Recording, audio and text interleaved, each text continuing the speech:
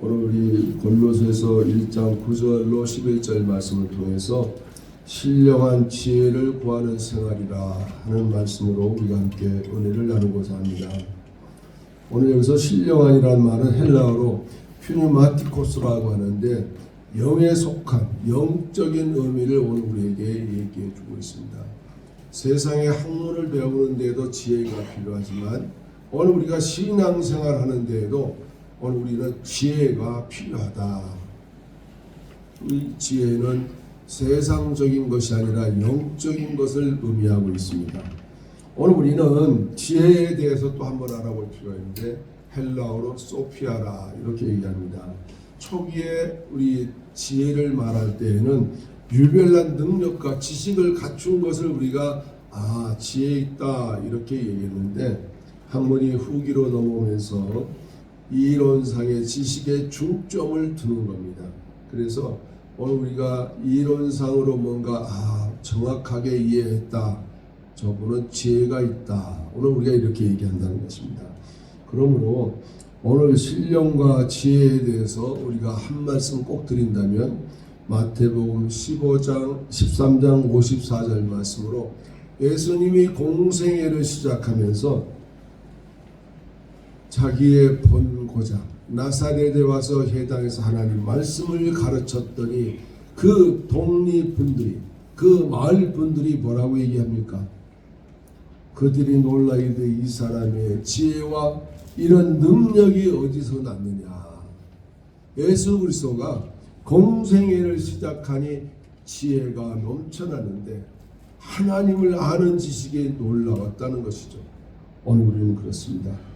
오늘 우리가 본문 말씀을 중심으로 보면 오늘 우리가 읽지는 않았습니다만 7절에 에바브라라 하는 인물이 등장하는데 이 사람은 바울과 디모데와 함께 동역했던 동역자다. 이렇게 오늘 성경을 우리가 쭉 읽어보면 그렇게 나옵니다. 에바브라는 출신이 골로새 지방 출신입니다. 그 사람이 에베소 교회에 가서 사도 바울의 설교를 듣고 은혜가 되고 이분이 변화를 받고 내가 신앙의 삶이라는 것이 무엇이구나 깨닫고 사역의 길로 들어선 그런 분이다. 이렇게 우리가 알 수 있고 또 이분은 에바브라라고 하는 이분은 말씀 듣는데 힘이 드시는가 봐요. 저는 전하는데 힘드는데 예수님이 복음 전하는 그 복음을 잘 받아들였던 이 에바브라가 아니라 사도 바울의 복음을 듣고 변화받은 그분. 그런데 어찌된 일인지 바울이 감옥에 갇혀 있을 상태에 함께 감옥에 있었다는 거죠. 빌레몬서 1장 23절에 보면 그리스도 예수를 전파하다가 함께 갇힌 에바브라가 그대에게 문안하느니라. 그러면서 빌레몬에게 문안의 소식을 전하면서 나와 함께 감옥에 있다. 이렇게 전하고 있습니다. 그러니 얼마나 사도 바울과 가깝겠습니까? 그런데 에바브라가 골로새 교회를 단독적으로 개척하고 그곳에서 성도들을 말씀으로 잘 양육해 가고 있는 이런 상황들을 사도 바울을 만나서 여차저차 교회가 이렇게 성장해 가고 있습니다 라고 쭉 설명을 다 했습니다. 사도 바울이 그 선교복을 듣고 참 너무 대견스럽습니다. 너무 좋습니다 라고 이렇게 평가를 하면서도 그러나 그 후면에 우리가 9절부터 읽어나가면서 보면 다소 불안한 점도 없지 않아서 그분들에게 다시 편지를 써서 보내는 것이 오늘 본문의 요지의 서두의 시작입니다. 혹자는 골로새 교인들을 향한 바울의 불만을 점잖은 방식으로 표현한 것이 오늘 본문의 시작이다. 이렇게 보시면 좋을 걸로 알고 있습니다. 당시 골로새 교회는 어떤 형태였냐면 유대주의로 그렇게 팽배했던 지역입니다. 유대인들이 그쪽에 넘어와서 살기 좋으니까 그 유대인들이 예수를 믿고 난 다음에 그 변화된 삶이 아니라 그들이 아직도 예수를 믿지 않고 유대주의를 철저하게 신봉하고 있는 그런 지역. 또한 이 골로새 지역은 당시 동방의 신비주의라는 그런 말씀에 대한 믿음보다는 신비에 치우치는 그런 경향, 그런 신비주의가 그 도시 안에 팽배해 있었다. 또 헬라의 철학과 그노시스주의가 그 도시 안에 꽉 차 있었다는 거죠. 그러기만 합니까? SNF파 금욕주의와 천사숭배에 대한 이런 것들의 사상이 뒤엉켜 있는 그 도시 블레셋에 어찌 보면 영적으로 너무 혼탁한 혼합주의로 빠져있던 이런 상태. 그러니 에바브라가 가서 설교하고 복음을 전했는데 그들에게 속해 있던 그런 사상들을 사도 바울이 간파했습니다. 이 교회가 혼합주의로 흘러가고 있고 이 도시가 지금 혼합 속에 빠져 있어서 정작 이것이 하나님 앞에 오는 일인가. 그래서 하나하나 지적하는데 오늘 말씀합니다. 오늘 뭐라고 말씀합니까? 너희가 신령한 지혜를 구하는 생활을 해야 된다. 왜냐? 신령한 지혜와 총명이 하나님의 뜻을 아는 것으로 채워가기 때문에. 그런데 세상에 여러 혼합주의에 빠져 있다 보니까 하나님 말씀 안에 거하는 생활이 그들에게 부족했다는 것입니다. 이런 가운데 바울은 신령한 지혜를 구하는 일에 소홀하지 말 것을 오늘 본문 말씀을 통해서 당부하는데 그 신령한 지혜를 구하는 방법이 어떤 것이 있을까? 한번 첫째로 우리가 한번 알아보는데요. 하나님의 뜻을 아는 일에 충성을 다하라. 오늘 우리에게 그렇게 말씀합니다. 9절 말씀에 하나님의 뜻을 아는 것으로 채우게 하시고 그랬습니다. 하나님의 뜻을 알지 못하면 성도는 잘못된 길로 갈 수밖에 없다는 것입니다. 우리가 하나님의 은혜 안에 우리가 온전하게 서나가려면 하나님의 뜻으로 내 삶에 채워야 되고 내가 신령한 은혜로 내 안에 가득 채워야 된다는 것입니다. 여기서 채운다는 말이 뭐합니까? 헬라어로 플레로라고 하는데 충만하다는 의미예요. 오늘 저희들이 하나님을 아는 일로 우리가 충만해진다는 것은 오늘 우리가 세상에서 어떠한 역경과 한난을 만나더라도 흔들리지 않고 견고한 신앙으로 갈 수 있게 된다는 것입니다. 그러나 바울이 골로새 교회 성도들이 부족했던 것은 다른 것이 아니라 하나님을 아는 지식이 부족했다는 것을 지적하고 있는 것입니다. 그들이 교회 안에서 열심히 에바브로디도의 설교를 듣고 그 말씀을 잘 지켜나가는 가운데 있는데 하나님의 뜻을 알지 못하고 있다는 것이 얼마나 아쉬웠던지. 아무리 위대한 진리를 할지라도 개념에 불과한 것은 아무런 의미가 없다는 것이죠. 그냥 지식으로 끝나고 만다는 것이죠. 그러나 오늘 우리가 지식이라고 하는 것은 실제적이어야만 된다는 것입니다. 우리가 안다고 하는 것은 내가 그 상황 속에 우리가 그 지식대로 실천해 나가는 것. 오늘 이것이 오늘 성도들에게 바람직하는데 오늘 우리가 그렇잖아요. 교회에서 설교 듣고 나가면 어떤 분이 그러더라고요. 문 열고 나가면 다 잊어버린다. 아무것도 생각이 안 난다. 생각이 안 나는데 어떻게 우리가 그 말씀대로 생활하며 살아갈 수 있겠습니까? 하나님을 아는 일에 우리가 열심을 다하지 못한다는 것이 이것이 하나의 단정이 될 수 있는데 오늘 우리는 하나님 말씀을 잘 새겨 듣고 그 말씀의 포인트를 내가 알고 그 방향대로 내가 나아가야 된다. 오늘 저와 여러분들 하나님의 뜻을 아는 일에 열심을 다해 봅시다. 베드로후서 3장 18절 말씀에 오직 우리 주 예수 그리스도의 은혜와 그를 아는 지식에 자라가라. 오늘 우리에게 이렇게 권고합니다. 베드로는 어떤 분입니까? 어부에 불과했던 분이 예수님을 따라 3년 고공생의 제자 훈련을 받고 사도로서 그 일을 감당할 때 그에게 성령이 임하였고 성령이 임한 그는 나아가 복음을 전하는데 3,000명 5,000명 회개하고 돌아왔던 이 한 사실 오늘 우리는 다 누구나 알고 있습니다. 그렇습니다. 오늘 저와 여러분도 하나님 말씀으로 우리의 심령을 채우고 하나님의 뜻을 아는 일에 내 마음에 채워서 우리가 그분의 뜻대로 신앙생활에 나가는 저와 여러분 될 수 있기를 축원합니다. 당시 이단들은 골로새 교회 성도들에게 이렇게 얘기합니다. 그리스도만으로서는 너희가 충만해질 수가 없다. 그러므로 우리가 다른 지식을 줌으로써 너희가 충만해질 수 있다고 그들을 유혹하고 들어옵니다. 그래서 바울은 하나님의 뜻을 바르게 깨달아 알아라 이렇게 얘기하는 것입니다. 그렇습니다. 오늘 우리들 주변에도 많은 이단들이 있습니다. 심지어 제가 아는 어떤 장로님은 안식교 설교 괜찮던데 그렇게 당당하게 얘기를 하고 하시는 말씀이, 나도 그 안식교 설교 좀 몇 번 가서 들어봤으면 그래. 참 어떻게 얘기를 전해야 될지를 모르겠어요. 그래서 3월달 중 4월달 중에는 이단에 대한 설교도 제가 전하고자 합니다. 안식교는 어떻게 우리와 교리가 다르고 각 이단들은 어떻게 지금 우리에게 도전해 오고 있는가, 이러한 사실들을 또 우리가 깨달아 알 필요가 있다. 오늘 골로새 교회에 그 혼합주의가 교회 안에 몰려들고 있다는 것이죠. 그러므로 사도 바울은 그들에게 당부합니다. 하나님의 뜻을 제발 좀 알아라. 하나님의 뜻을 알고 신앙생활을 바르게 해나가면 너희가 흔들리지 않고 혼돈하지 않을 것이다. 신령한 지혜는요, 성령께서 밝히 깨닫게 해주는 지혜로서 옳고 그름을 우리가 판단할 수 있다는 것입니다. 저와 여러분들, 성령 하나님이 함께 동행하고 계십니까? 함께 동행하신다면 아멘. 오늘 우리가 성령 하나님과 함께 동행하는 신앙생활하면 오늘 우리가 바른 길을 걸어가고 있음을 날마다 저희들에게 권고해 주시고 있습니다.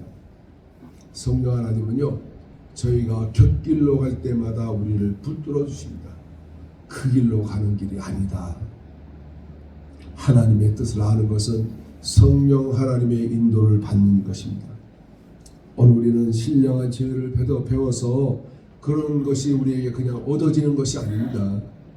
하나님께 기도 요청하고 하나님의 뜻을 분별함을 배워서 내 생활에 적용해 나가라는 것입니다. 우리 또한 하나님의 뜻을 아는 일에 충성을 다해서 우리 모두가 하나님 앞에 온전한 신앙의 길을 걸어가시기를 축원합니다. 두 번째로, 신령한 지혜를 얻는 자에게 나타나는 열매가 있다고 오늘 우리는 성경에서 알고 있습니다. 신령한 지혜와 총명. 오늘 우리는요, 우리가 신앙생활하면서 우리 안에 나타나는 열매들을 찾아보시기를 바랍니다. 분명 저와 여러분들은 이 땅에 살아가면서 우리가 하나님께로부터 맺어지는 성령의 열매, 신령한 열매, 이것을 오늘 우리는 맺어가야만 한다는 것이죠. 오늘 신령과 지혜와 총명을 공동 번역에서는 어떻게 설명하고 있는가? 성령께서 주시는 모든 지혜와 판단력이라 이렇게 번역을 해놨습니다. 분명 지혜와 총명은 성령의 역사의 산물이고 영적인 지혜를 말하는 것입니다. 그러면 오늘 신령한 지혜를 얻는 자에게 나타난 열매가 첫째로 무엇일까요? 범사에 주님을 기쁘시게 합니다. 오늘 10절 상반절에 주께 합당하게 행하여 범사에 기쁘시게 하고 그랬습니다. 오늘 여기서 기쁘시게 한다는 말은 헬라어 아레스케이아라고 하는데, 영어로 desire to please라고 하는데 기쁘게 하려는 욕망이 우리 안에 있어야 된다는 것입니다. 오늘 우리가요, 신령한 지혜를 얻는 자들은요, 하나님을 기쁘게 하려는 그런 마음이 우리 안에 있다는 것입니다.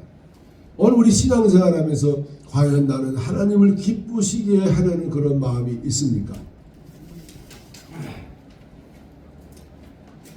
원래 이 기쁘시게 한다는 이 말, 아레스케이아라고 하는 말은요, 원래 어떤 데 쓰는 단어인가?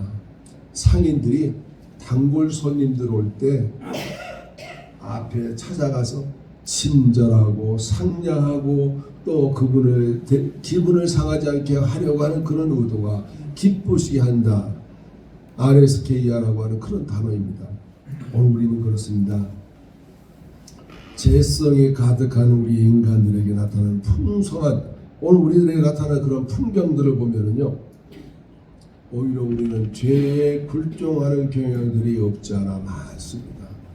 대강대충 타협하고 죄와 더불어 함께 살아가려고 하는 그런 의도가 우리 안에 없지 않아 있다는 것입니다. 이와는 반대로 하나님의 뜻을 따르는 성도들은 자기의 뜻을 철저히 굽혀야만 된다는 것입니다. 하나님의 뜻이 우선하느냐, 내 뜻이 우선하느냐, 어떻게 보면 내 뜻이 먼저인 것 같아요. 보통 우리가 대화를 나눠보면 하나님의 뜻을 우선하는 분들도 있지만 그렇지 못하고 내 뜻을 우선하는 분들이 있다는 얘기죠. 우리는 전능자 되신 하나님 앞에 하나님의 뜻에 절대로 우리는 복종하는 자가 되어야 오늘 우리는 지혜로운 자로서의 하나님 앞에 맺어지는 열매를 맺어가게 될 줄로 믿습니다.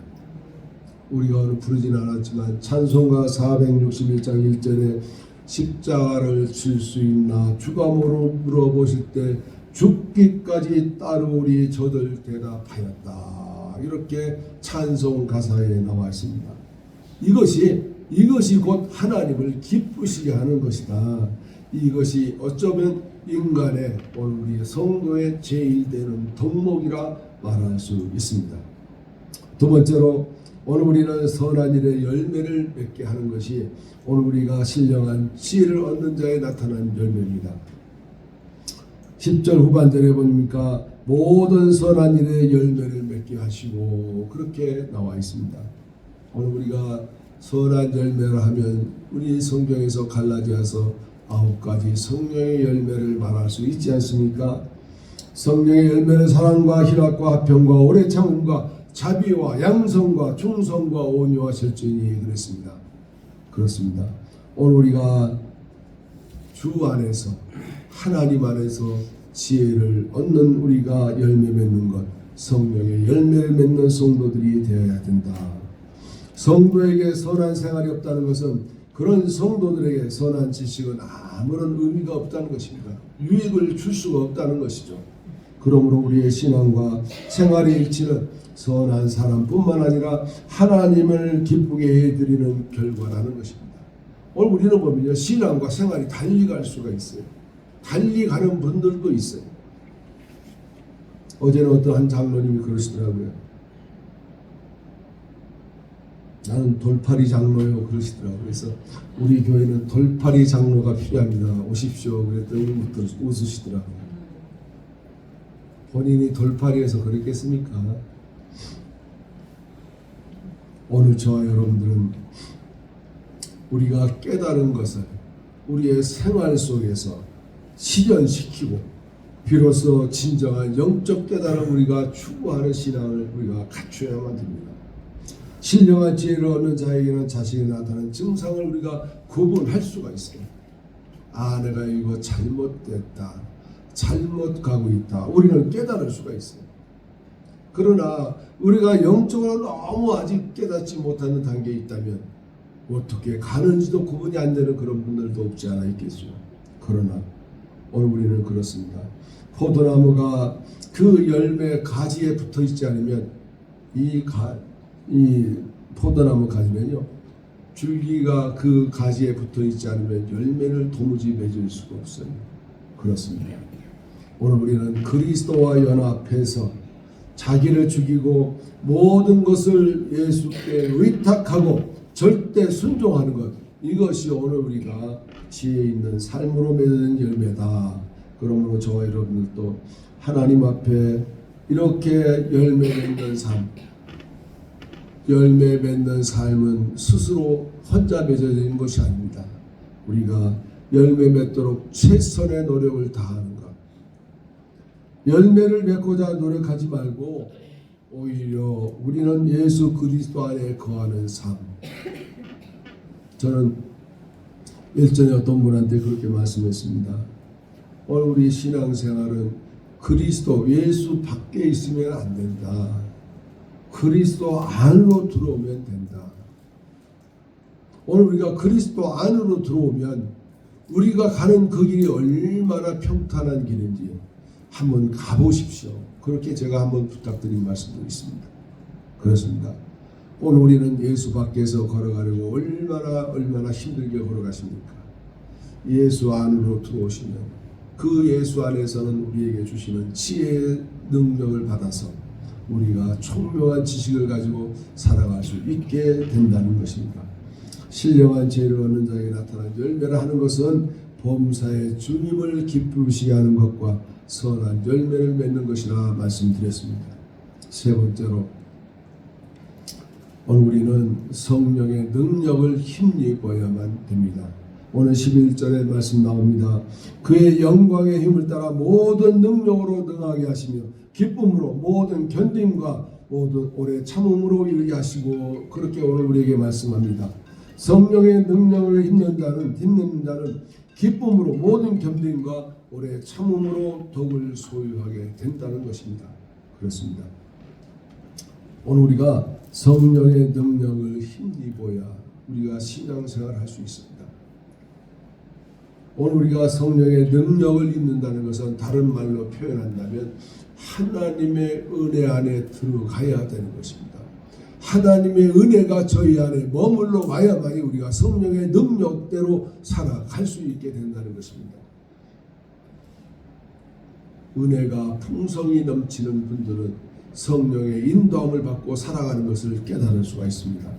사도행전 15장 11절 말씀에 주 예수의 은혜로 구원 받는 줄을 믿노라. 아멘. 그렇습니다.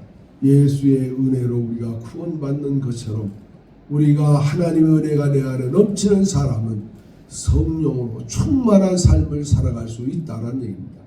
성령으로 우리가 충만해야만 우리가 신앙의 삶, 성도의 삶을 걸어가는데 우리가 강하고 담대하게 나갈 수 있다는 것입니다. 그럴 때 성령으로 우리가 능력을 힘입을 때 사탄의 유혹에도 우리가 대적할 수 있게 되고 자신에게 모든 주어진 임무를 잘 감당할 수 있는 능력자가 된다는 것입니다. 은혜가 없는 분들은 정말 자기에게 주어진 의무를 잘 감당하지 못하고 신앙의 길을 바르게 걸어가지 못하더라는 것이죠. 그러나 오늘 우리는 은혜가 충만한 성령의 사람으로 살아가야 됩니다. 성령의 인도함을 받아야 됩니다. 어떤 한 아들이 자기 아버지가 등 뒤에 버티고 있는 것을 깨달았습니다. 이 아들은 친구들 앞에서요, 어쩌면 그렇게 어깨를 세우고 당당한지 몰라요. 자신감이 넘쳐요. 저와 여러분들은 능력의 하나님이 나와 함께 계시고 그 능력의 하나님이 저와 여러분들이 하는 모든 일을 지켜주고 계심을 우리가 믿어야만 내가 신앙의 그 길에 담대히 서 갈 수 있게 된다. 오늘 우리가 능력의 하나님을 믿지 못하고 내가 신앙생활 홀로 한다면 그 길이 얼마나 어렵겠습니까? 예수님의 제자 베드로에게 주님이 말씀합니다. 베드로야, 사단이 너를 밀가부르 하려고 지금 왔다 그러는 거예요. 예수님이 뭐라고 그럽니까? 내가 널 위해 기도했다. 얼마나 자신감 넘치는 신앙생활 할 수 있겠습니까? 오늘 저와 여러분들 능력의 하나님을 의지하지 아니한다면 내가 그런 일을 당할 때 우리는 밀가부르듯 까불려 나가서 어디에 떨어질지도 모르고 내가 신앙생활을 해 나갈 수 있을지 없을지 구분도 할 수 없는 그런 상황이라는 것입니다. 그러므로 저와 여러분들 오늘 우리는 성령으로 충만해서 예수 그리스도 안에 들어가면 저와 여러분들은 신앙의 발걸음이 자유로워질 수 있다는 것입니다. 저와 여러분들이 그렇지 않습니까? 세상을 내 힘으로 살아가려니까 얼마나 힘든지 몰라요. 이것도 해야 되고 저것도 해야 되고 이거 해놓고 나면 이것도 해야 되고 예수 그리스도 안에 들어가니까요. 제가 지난 얘기지만 너무 편안하더라고요. 어떤 분이 그래요. 어떻게 이렇게 살아왔습니까? 그래요. 예수 안에서 그렇게 살아왔습니다.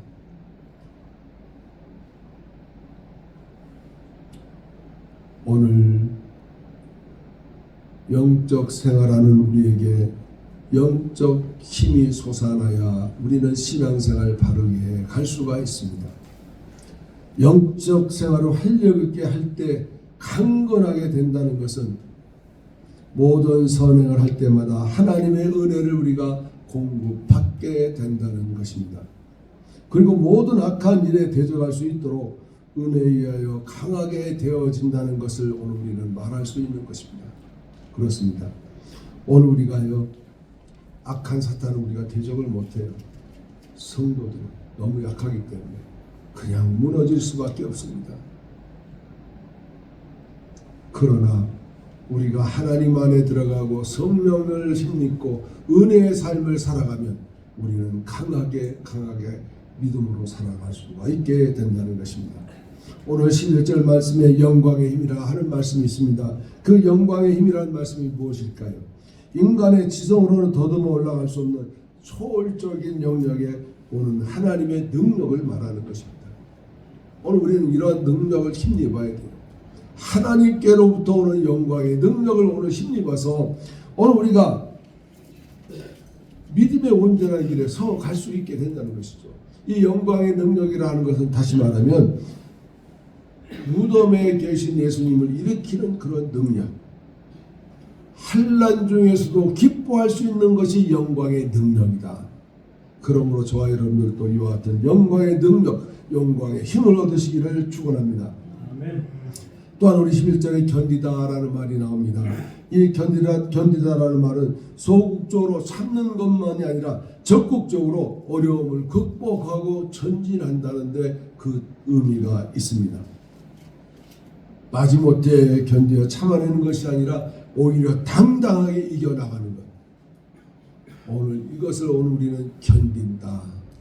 지금 골로새 교회에게 영광의 힘으로 견디라라고 하는 것은 하나님의 뜻을 알지 못하니까 그들이 이와 같은 방법을 찾아가지 못하고 있다는 것입니다. 인간이 하나님께서 기뻐하시는 생을 영위하고자 한다면 그에게 견딘, 헬라어로 히포모네라고 하는 그 말의 의미를 우리는 생각해 보아야 됩니다. 오늘 우리는 믿음 안의 신앙생활을 끝까지 견뎌내는 저와 여러분 될 수 있기를 축원합니다. 또한 우리는 성령의 열매 가운데 오래 참음이라고 하는 말을 우리는 많이 들어왔습니다. 오늘 우리 11절에 오래 참음이라는 단어가 나와 있는데 헬라어로 마크로 둠리아라 그런 말인데 어떤 자극을 받았을 때 원망하지 않고 보복하지 않고 오히려 기다려주는 그런 믿음을 오래 참음이라 그렇습니다. 오늘 이 자리에 계신 여러분들 신앙생활 하신 지 경력도 오래되고 세월도 오래되시고 오래 참는 일에 익숙하십니까? 어쩌면 오래 참는 일이 시험 받는 일에 다가가면 참지 못하고 발칵 뒤집어서 온 난리가 일어나지 않습니까? 어떤 분이 그러더라고요. 발칵 뒤집힌 게 어느 정도냐 그랬더니 있던 게 없어졌대요.